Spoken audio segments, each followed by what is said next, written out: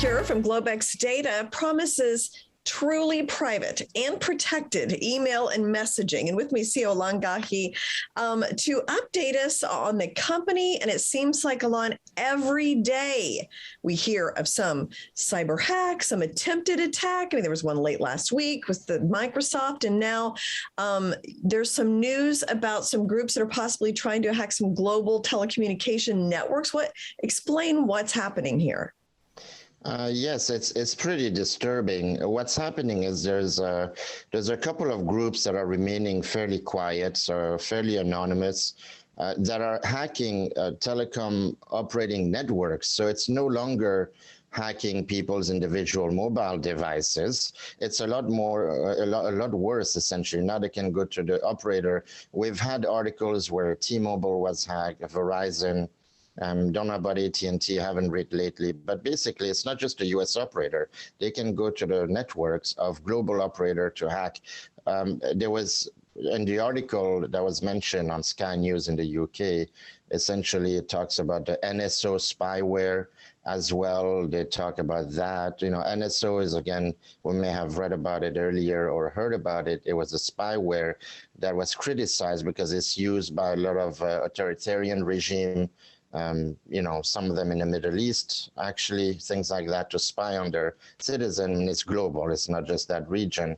And then there was talks about some kind of password that was actually written in Chinese, Wuxianping U507. Pardon my butchering of the language, but basically it means wireless access 507. So that leads to speculation that the Chinese government is behind some of those as well. And why would somebody hack a network? Well, because they basically have the data of all the citizens of a country, and they can also monitor communication. Now, maybe you and I are of no importance, you know, no offense to you. You're important in your own world, but you're not important in terms of like strategic state asset or, you know, commodities purchase, deal making, etc. Years ago, I mentioned that the Canadian data centers, that was back in 2014, were being hacked constantly by the Chinese for what they call deal data. Because, you know, Canada is a big country for commodity, oil and gas, gold, copper, etc. And essentially a hacker can manipulate a stock market knowing if a company is going to take over another resource or if there has been an oil discovery in Sudan and so forth. It's crazy what the importance of data right now, and we underestimate our own data constantly. Yeah, no, I mean, it's information, and information gives you power. And it seems like an attempt or a hacking, whatever, this big would have to be a state-sponsored thing, my guess is. It would have to be, because it takes a lot of resources. So just the fact that you need technological advance and resources, it would be a state-sponsored hack. I mean, that would be my guess, essentially. Yeah. So is there anything that can be done about this? Well, you know, it's very little. We are actually at Secure with our Helix technology, you know, not using open source. We have a way to counter essentially spy spoofing and reading your text, etc., with our Secure Messenger. We're launching Secure Voice by the end of Q1, which is a revolutionary system that doesn't use voice over IP.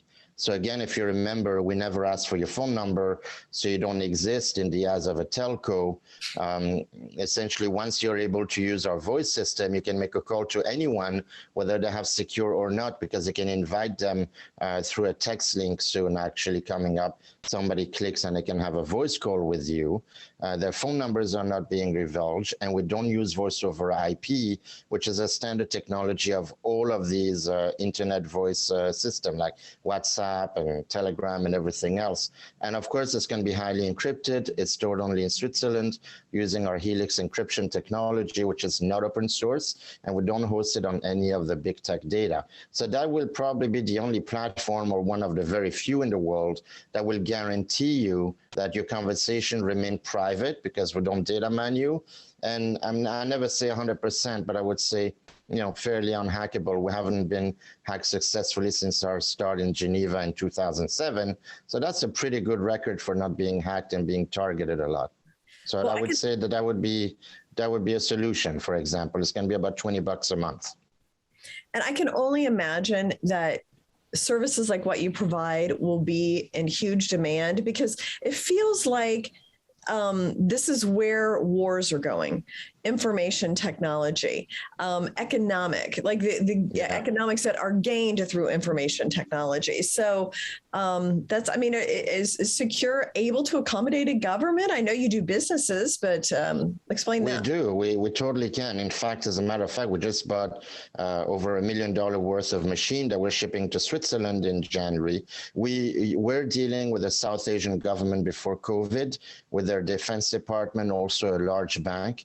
COVID kind of put the damper on that. Next year, I'm going back. We're going to reignite. We have governments in Latin America, defense departments, especially ministries and so forth, interested in our solution. They're waiting for the voice encryption. We're also launching something like Zoom, so a video conferencing tool. So yeah, governments can use it. You and I can use it. You know, we don't discriminate. Whoever can pay our $20 a month, obviously, is more than welcome to use it. But governments are very keen, especially emerging markets, because in some countries that I will not name where I have been, for example, the finance department is hacked 1,000 times a month, which is unreal. So, you know, I saw on this TV series on HBO called Succession.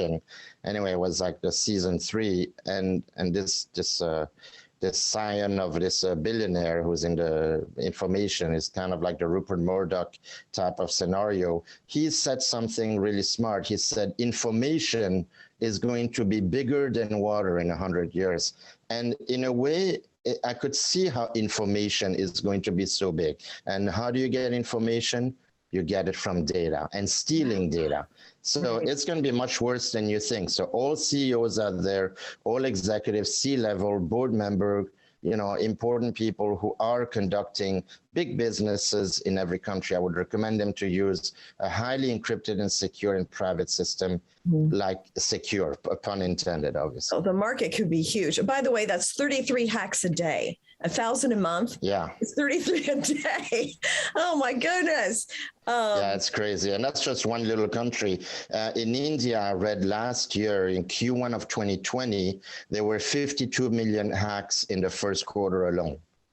So food for thoughts, obviously. And we're in the business of protecting people. So we're pretty excited now that we went public, and we're pushing heavily in the US, obviously, our branding and so forth. And we're launching our business email towards, this coming month, at the end of the month. So we have a lot to offer, and we're looking forward to protect people in the US and anywhere, of course. Okay. Yeah, I was just going to ask, like, what is coming up in the US? I know you have a lot of things unfolding, and I will talk about that very soon, I'm sure. Thank you. So, yeah, we'll talk about it over the coming weeks for sure. And it's actually kind of scary, some of this stuff. I mean, we think, oh, it's just data and economics, but that can lead to all kinds of horrible repercussions. So it's very important.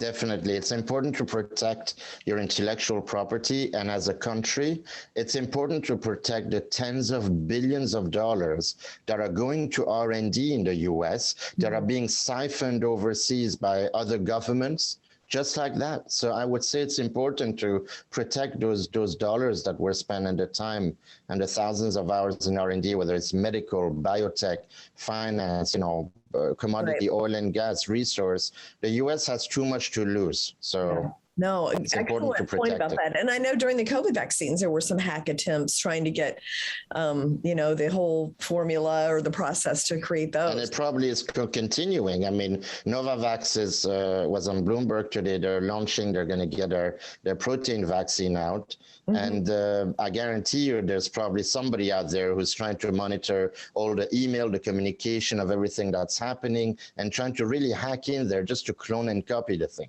So, there's not enough, $20, $30 a month per user is a very, very low cost to protect a certain industry. I mean, maybe the average person is happy with just a nice $5, $7 email, but it scales up, right? The bigger the loss, the bigger the risk. So it's all related. It's all relative, basically. No, and it's very important and a huge enduring problem. So thank you so much, Alain. I look forward to our next conversation. Thank you, Jane, and thanks everyone for watching us on this weekend. Thanks.